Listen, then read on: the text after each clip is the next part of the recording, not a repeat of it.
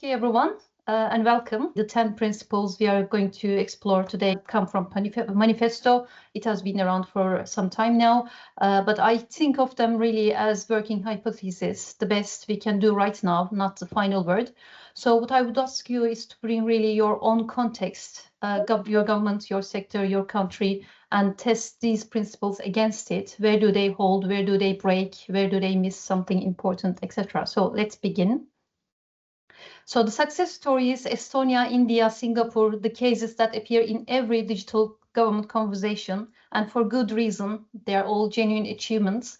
And if you look at across these three very different contexts, the common thread is not the technology, it's really the deliberate, sustained investment in leadership and technical capacity within government.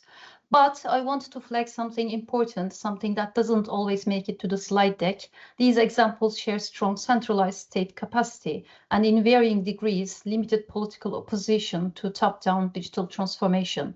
Estonia rebuilt from scratch at a moment of national reinvention. Singapore has executive capacity, continuity, most democracies do not have, and Aadhaar was pushed through with considerable political force. For democracies, for pluralist democracies with federal structures, adversarial politics, deep institutional fragmentation, UK, US, EU, and Latin America, much of Latin America, and many other places, these may not be the really instructive templates. They make transformation look more tractable than it often is. So which lessons transfers, which do not? Please keep that question as we go. So now the other side of the ledger, the UK exam grading scandal and the Post Office Horizon scandal, two very different systems, but the same underlying failure. Two institutions that trusted algorithmic outputs over human testimony and then defended that trust long after the evidence should have broken it. In the exam grading case, UK government deployed an algorithm to replace cancelled A-level exams during COVID, and it systematically disadvantaged students from lower income schools. The outcry was immediate. The reversal came within days, but the damage was already done. The post office case is darker and slower moving. Hundreds of sub-postmasters were prosecuted, some imprisoned. There were also some suicide cases, all on the basis of a faulty software system, essentially. For years, the institution defended the system rather than the people, and it took decades for the truth to emerge. So these aren't fringe cases, really. They're instructive precisely because they happened in a mature democracy with functioning institutions, rule of law, and a free press, and they still went badly wrong. So when we talk about the 10 principles today, like non-delegable core, governance-centered design, hybrid oversight, etc., these are the cases that I want you to keep in mind, not as cautionary tales, but really as calibration. This is what the absence of those principles look like in practice. And another example, these images tell a different story that no governance framework has fully caught up with yet.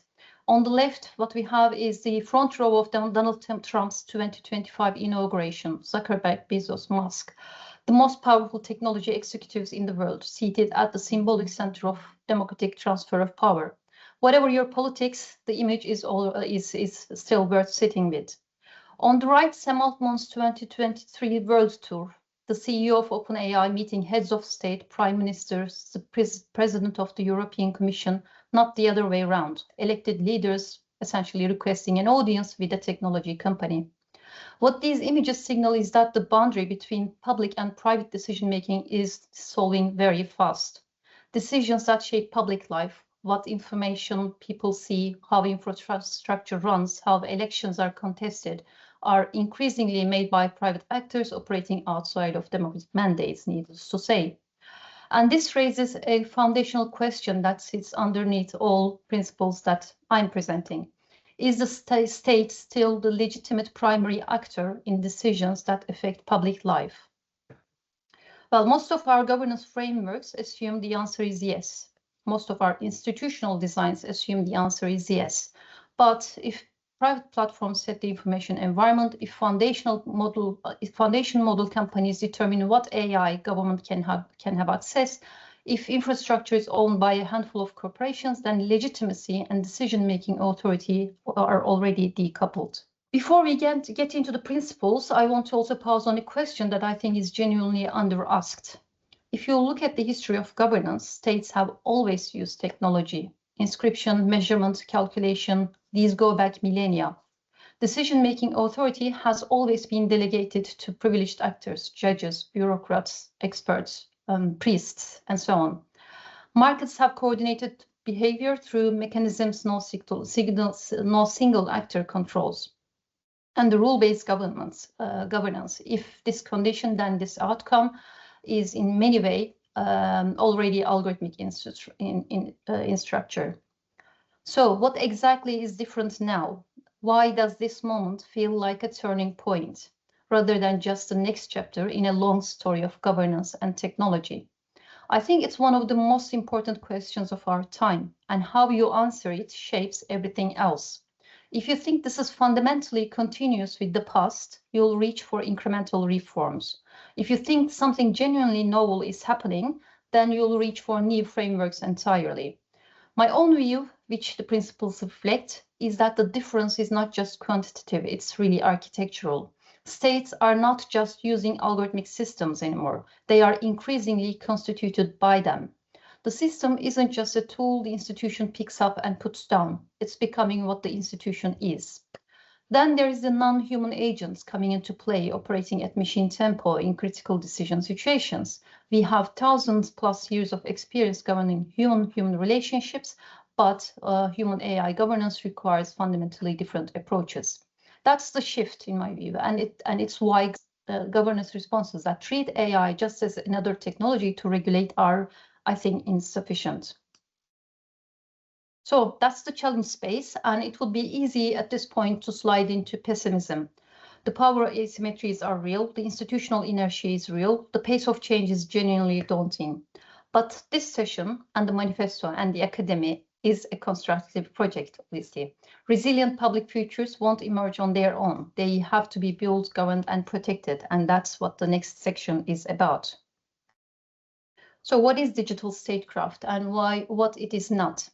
Let me start with the not, because I think it's actually the more clarifying one.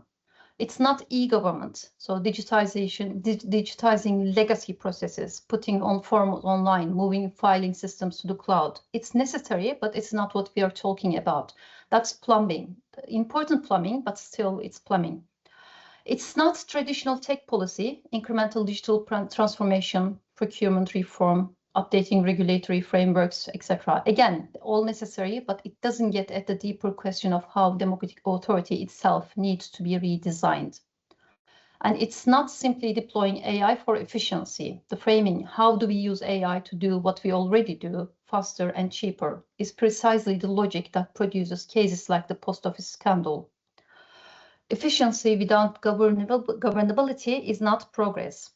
So what digital statecraft is the integration of three things that are too often treated separately: the art, the vision, the ethics, and the normative questions about what we are governing for. Science, the technical and methodological capacity to understand what these systems actually do, and practice, the execution, the institutional design, the real-world impact. Most governance efforts are strong on one or two of these and weak on the third. Leaders with vision, with no technical fluency, technical experts with no democratic sensibility, practitioners with neither the time nor the frameworks to connect what they are doing to the bigger picture.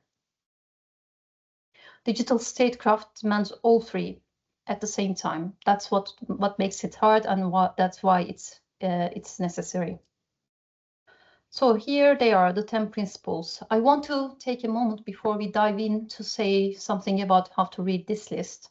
These are not checklists. They are not sequential steps. They are not independent of each other. They are a set of essentially interdependent commitments. Pull on one and you'll find it connected to several others.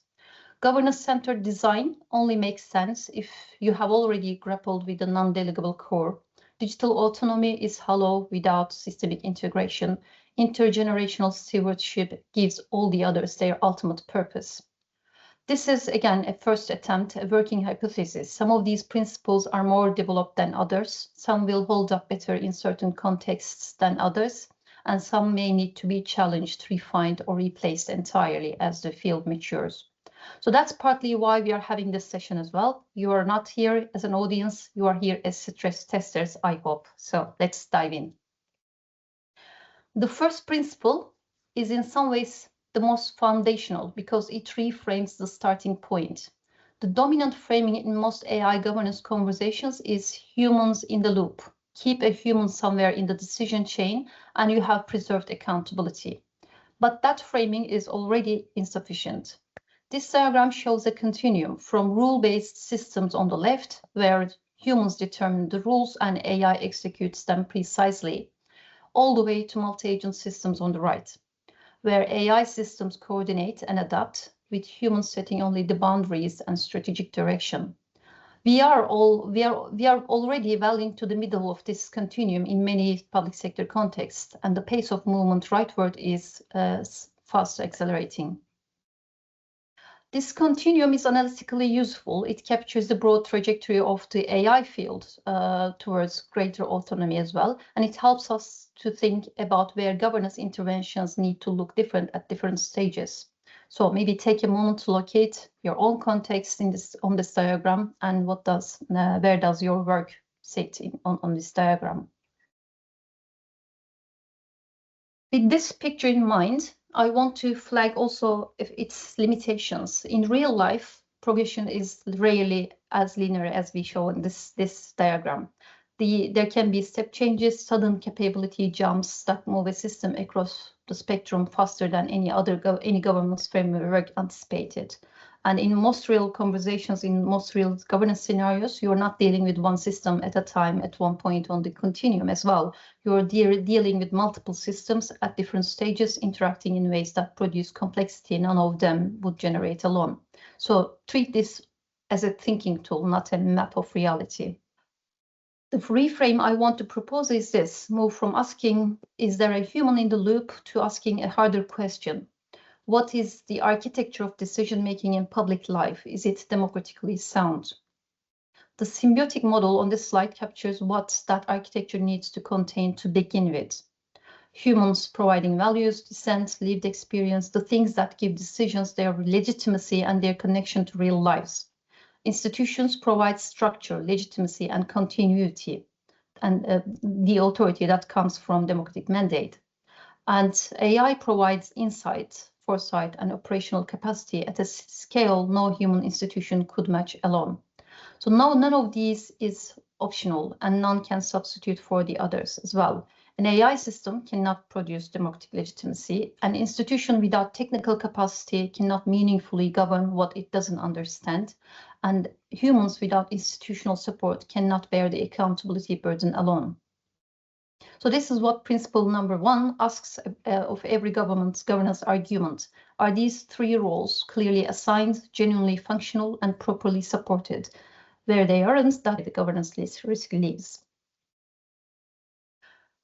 If principle number 1 was about governing the human-machine partnership, principle number 2 is about drawing a line within it.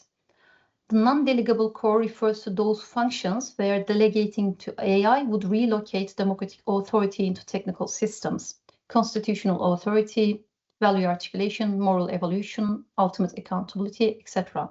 These are not just sensitive functions, they are the functions that make democratic governance democratic.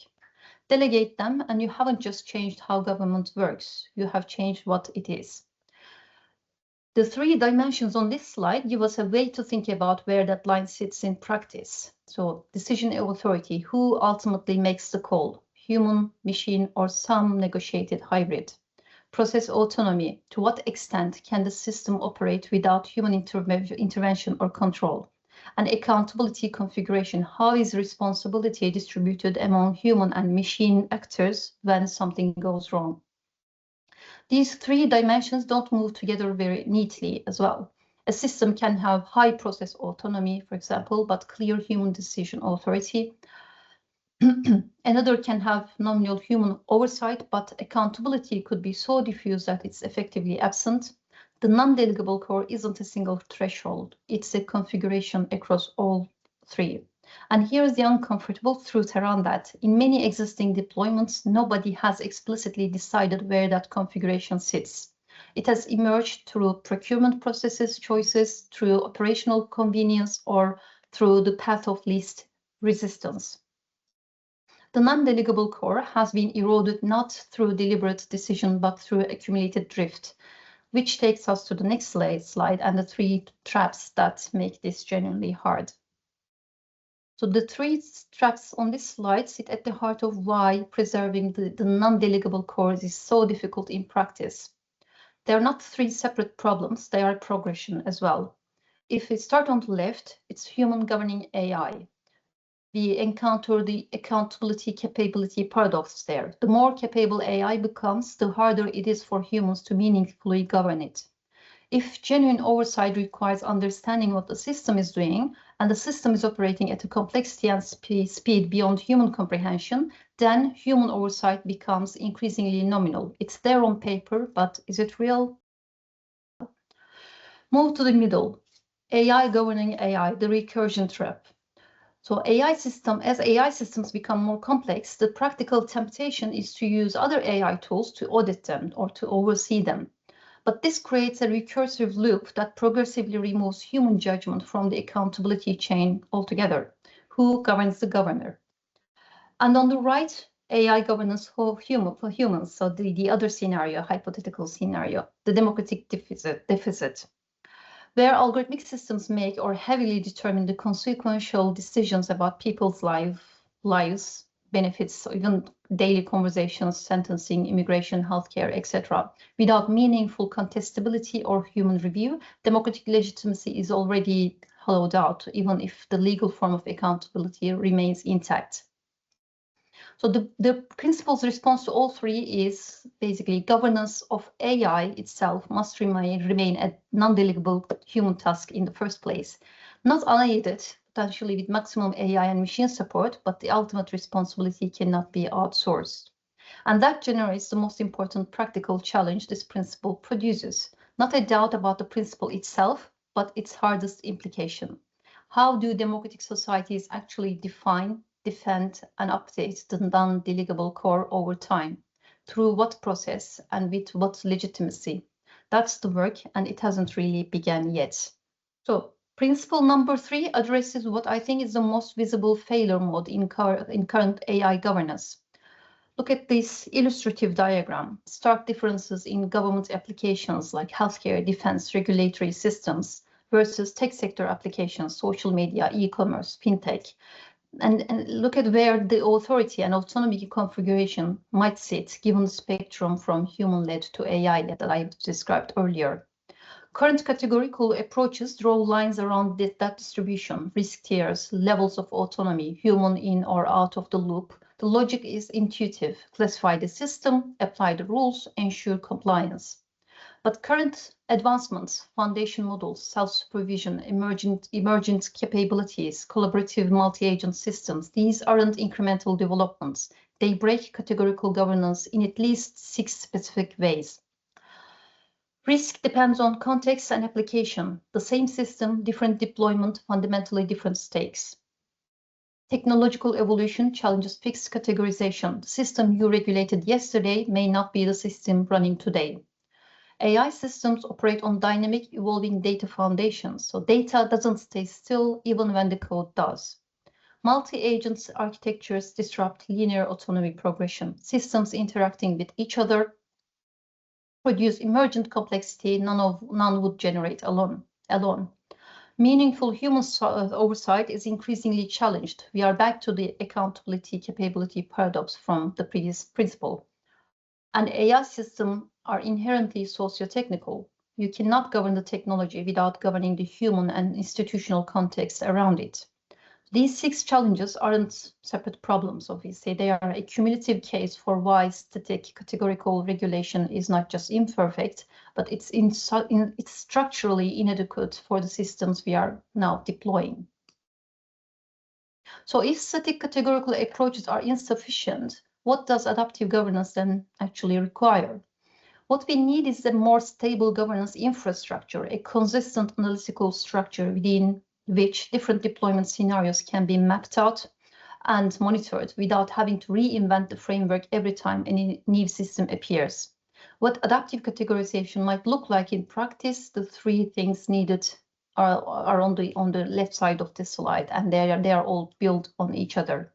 First, monitor the system movement across the key governance dimensions, authority, autonomy, accountability, there might be more, not as a one-time compliance exercise, but continuously. Second, allow context-specific adaptability, maximizing the technology's potential while minimizing harm in a given scenario. Same framework, different calibration depending on context and stakes. And third, perhaps the hardest, enable stakeholder responsive governance through a unified framework for actors who currently operate in silos. Regulators, technologists, ethicists, industry, all making governance decisions about the same systems from completely different vantage points. Adaptive governance requires a common language and a shared framework across all of them. This is again very much work in progress, which is exactly why this principle exists as a call to action, not a settled answer. The institutional forms that would make adaptive governance real are what principle number 4 addresses. So let's go there. Principles number 1 through to number 3 have established the challenge. Static governance is structurally inadequate. The non-delegable core must be preserved. Now the question becomes, what kinds of institutions can actually do this work?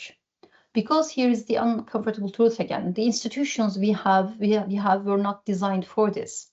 Courts operate at human tempo. Parliamentary scrutiny operates at human tempo. Audit bodies, ombudsman, regulatory agencies, all human tempo. And all built on assumptions about accountability that presuppose a human actor can be questioned, sanctioned, and held responsible. But we are not designing systems of humans or of machines alone anymore. We are designing systems of some sort of shared agency, symbiotic, accountable, resilient, hopefully. And that requires institutional forms that do not yet fully exist. The democratic risk is what I want to name precisely a bit more. It's not that governments will deliberately choose to cede democratic authority to machines. It's that they will do it accidentally, incrementally, through 1,000 small decisions that each seem reasonable in isolation. Temporary tools become permanent authorities. Experimental systems become administrative defaults. Efficiency gains outpace institutional safeguards, and so on. Democracy erodes not through dramatic failure, but through cumulative accumulation drift. That phrase itself is sitting worth for a moment, because it describes something that's already happening in many jurisdictions, not as a crisis, not as a scandal, but as a quiet, gradual shift that nobody quite decided and nobody quite noticed until it was well advanced. So what might new institutional forms actually look like? This slide organizes 4 concrete proposals around 2 governance functions that current institutions cannot perform adequately, and that distinction actually matters. So retrospective accountability and continuous oversight are not the same thing, and they require fundamentally different institutional designs. Most of what we currently have is retrospective: courts, tribunals, audits, inquiries, and so on. They're all valuable, but they are also by definition after the fact. In a world where algorithmic systems make thousands of consequential decisions at any one time, after the fact may be too late. Anyway, back to the categorization. On the left, we have retrospective accountability. We might have AI audit cores that would evaluate not just whether a system produced a fair outcome, but whether the underlying decision-making framework was democratically legitimate in the first place.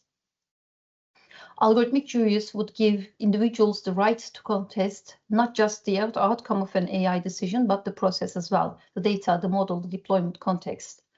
On the right, it's continuous oversight. Hybrid oversight bodies would govern real-time operations, ensuring AI autonomy remains bounded by human-defined parameters, operating at something much closer to machine tempo than any existing oversight body currently does. Continuous governance loops would replace compliance checks with ongoing monitoring, feedback, and policy adaptation as a live institutional function.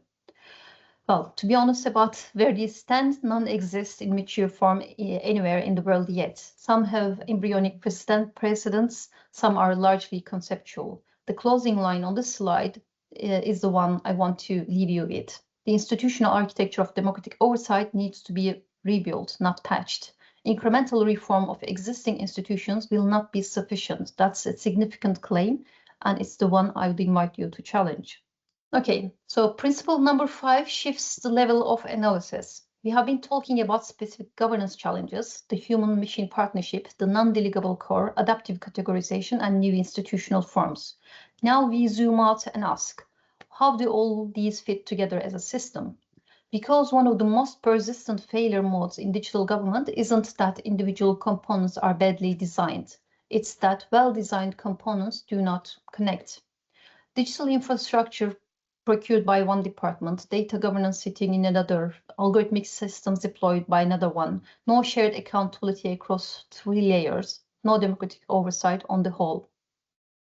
The algorithmic state architecture on this slide is an attempt to map those layers explicitly, 4 of them. At the foundation is the digital public infrastructure, the shared foundational systems, API frameworks, cloud and edge infrastructure, identity payment systems, data exchange protocols, the plumbing that everything else runs on. Above that, the intelligence layer, data for policy, the systematic collection, analysis, and synthesis of data to inform decisions. Statistical systems, analytics frameworks, AI-enabled analytical tools, and so on. And above that is the process layer, the algorithmic government and governance, where AI actually enters into decision-making. Decisions as decision support systems, automation frameworks, AI agents, agentic AI, and oversight mechanisms. And at the top is a service layer, GovTech, the citizen-facing and digital service platforms, innovation frameworks, integration tools, and so on. The arrows running between these layers in both directions are the point. This isn't a one-way flow from infrastructure to services as well. It's an interdependent system where what happens at each layer shapes and constrains what's possible at every other layer. The governance implication is this: you cannot achieve democratic oversight of the service layer if the foundation layer is opaque, privately owned, or ungovernable. End-to-end accountability has to be designed in. It cannot be retrofitted. The second diagram zooms out further still to what I'm calling the technopolitical ecosystem of AI-enabled government. The algorithmic state architecture on the previous slide is about the technical core, but it doesn't exist in isolation. Around it sit at least 3 external forces that shape what is possible: international competition and cooperation, AI technology companies, and citizen engagement. Each of these interacts with the core, pulling it in different directions, creating pressures that no purely technical governance framework can resolve. And cutting across the whole system are the operational dimensions that any governance approaches has to navigate simultaneously as well. Like knowledge translation, the gap between AI advancements and policy and practice. How does technical knowledge become actionable governance? Business and innovation models, the tension between proprietary and open innovation. Who owns this infrastructure, on what terms? Implementation skills, global, regional, local, individual. The same system has to work across all of those simultaneously. And the principle layer at the top, the innovation objectives and ethical dimensions that are supposed to give the whole system its direction and legitimacy. The reason this diagram matters for principle number 5 is that systemic integration by design means holding all of this together, not just the technical layers, but the political economy, the external pressures, and the normative commitments as a coherent whole with end-to-end accountability. That's an extraordinarily ambitious ask of any government, but the alternative, governing each layer, each dimension, each external pressure separately and hoping it adds up, it's what we currently have, and it's not working. Principle number 6 names a tension that sits at the heart of every AI deployment in the public sector, and it rarely gets names explicitly enough. The line at the top of the slide is the one I want to start with. The autonomy. Autonomy is an engineering objective. Authority is a constitutional constraint. The AI field has been brilliantly successful at the formal. Democratic governance requires the latter. They don't automatically align as well. Most AI systems are built to optimize for accuracy, precision, speed, cost efficiency, scale. These are legitimate engineering priorities, But democratic systems should optimize for something different: legitimacy, fairness, accountability, contestability, transparency, rights protection, and so on. The 5 questions on the right are what governance-centered design requires you to answer before deployment. Can a citizen challenge an output? Can the reasoning be explained? Who is responsible for system outputs? Is the level of deployment proportional to the stakes? And where are the checkpoints for the non-delegable core? These aren't just compliance boxes, they are design requirements. A system that's perfectly accurate but unchallengeable is not democratically legitimate. Technical performance is not sufficient justification for public deployment. That is the principle. Principle number 7 introduced a core concept that I think is underused again in governance conversations and frequently misunderstood when it does appear. Digital autonomy, not just an institutional concept, but the capacity of individuals, institutions, and states to exercise meaningful control over the digital systems that shape public and private life. It operates simultaneously at multiple levels, which the second slide unpacks. But before we get there, I want to clear away a few misunderstandings again. Digital autonomy is not meant to be technological isolation. It's not protectionism. It's not rejecting private innovation. It's not state owning everything. Those are, in a way, the caricatures, and they are used sometimes deliberately to shut down legitimate conversations about dependency, control, and strategic capacity. What digital autonomy is actually is the strategic capacity to choose, the ability to audit and override, freedom from structural dependency, and policy flexibility over time. If your core public infrastructure runs on proprietary systems you cannot audit, cannot modify, and cannot exit without catastrophic disruption, you have not just a technical problem, you have a democratic problem. Future publics inherit the constraints you locked in today. And this is why digital autonomy belongs in a framework about democratic governance, not just in a framework about technology, procurement, etc. The following four layers basically unpack digital autonomy from the individual all the way up to the geopolitical level. I have put this in on purpose just to really demonstrate that it needs to be understood at the different levels. The governance challenges at each level are quite different. At the individual level, the question is, does the system preserve human agency and meaningful consent? At the institutional level, the question is, can government actually govern the systems it uses, or is it locked into dependencies it cannot exit? At the infrastructure level, who controls the technical backbone? Is it cloud, foundation models, standards? And at the geopolitical level, can states pursue their policy goals without being structurally constrained by foreign digital infrastructure? These layers interact and build on each other. You cannot protect individual autonomy if institutional autonomy is compromised. You cannot build institutional autonomy on infrastructure that you cannot control. But before we get into that international dimension, which the principle number 9 addresses, principle number 8 asks something more fundamental. What is all this autonomy actually for? And that's what the question public value first asks in this slide. So principle number 8 is in some way the simplest to state and the hardest to defend in practice. Digital systems must serve collective well-being first. Commercial viability and political feasibility matter, but they must align with that priority, not substitute for it.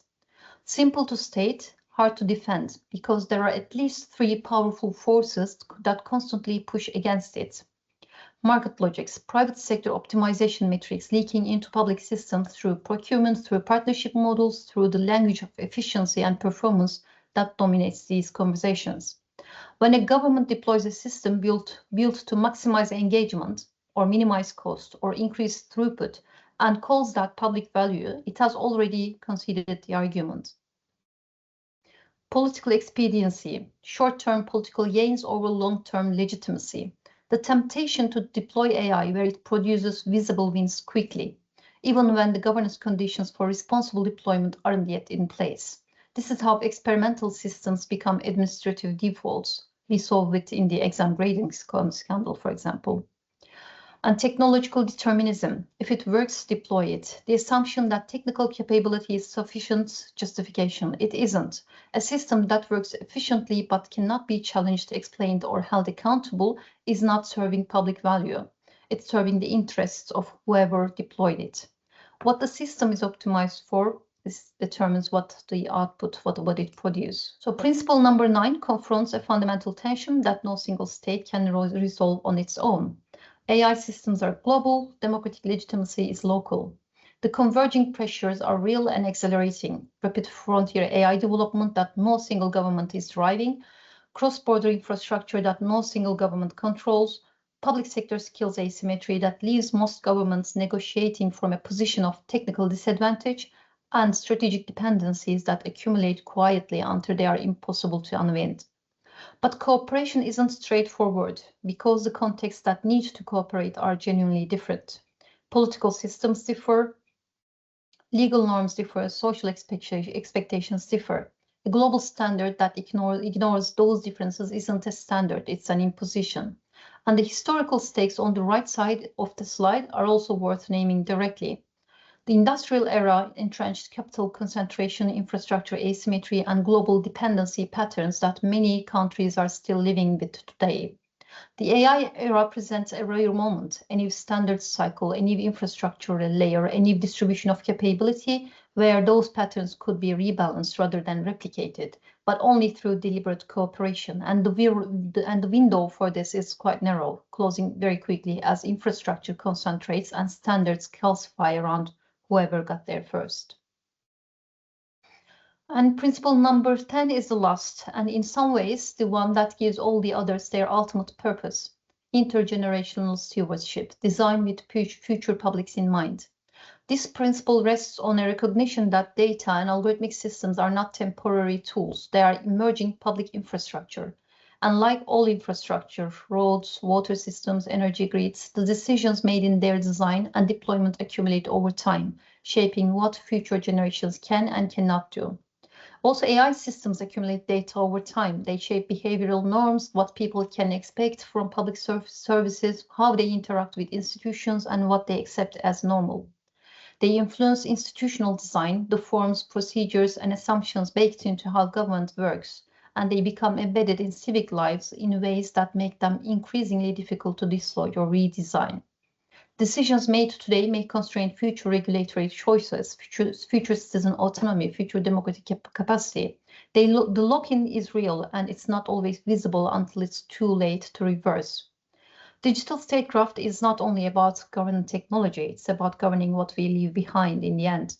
That line closes the principles, and I think it's the right note to carry into our discussion, because everything we have covered today ultimately comes back to that question: are we building something worth inheriting? So 10 principles, a framework for the deliberate design of authority and intelligence across technology, institutions, and time.